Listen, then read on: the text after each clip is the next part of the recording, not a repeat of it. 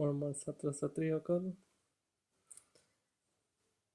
তোমালোকৰ কাৰণে মই এতিয়া গুৰুত্বপূৰ্ণ ভিডিঅ' বনাবলৈ লৈছোঁ।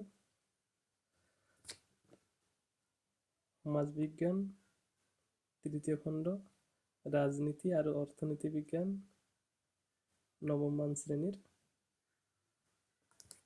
এই অৰ্থনীতি বিজ্ঞানৰ অন্তৰ্ভুক্ত এটি উল্লেখযোগ্য গুৰুত্বপূৰ্ণ পাঠ।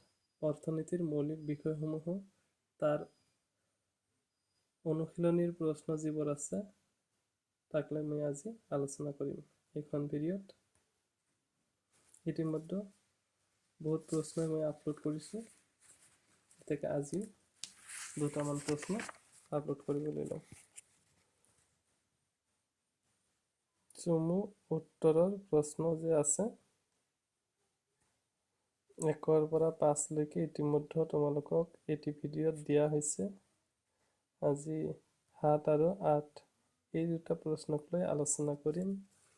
7 নম্বৰ প্ৰশ্নটোত কৈছে যে ব্যষ্টিবাদী অৰ্থবিজ্ঞান কাক বোলে?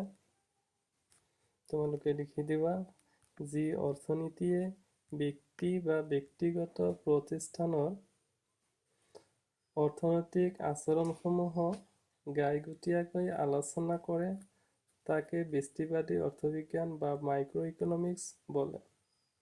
ব্যষ্টিবাদী অৰ্থবিজ্ঞানৰ অন্তৰ্ভুক্ত বিষয়সমূহ হৈছে যেনে এজন ভোক্তা, এজন উদ্যোক্তা বা এখন ঔদ্যোগিক প্ৰতিষ্ঠান, এখন বজাৰ, এগৰাকী ঋণদাতা, এগৰাকী সঞ্চয়কাৰীৰ অৰ্থনৈতিক আচৰণ আদি।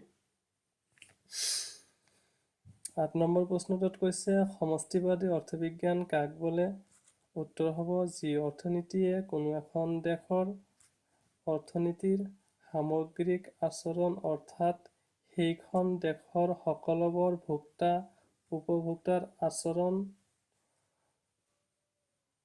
আদি আলোচনা কৰে তাকে সমষ্টিবাদী অৰ্থবিজ্ঞান বা মেক্ৰ' ইকনমিক্স বোলা হয়।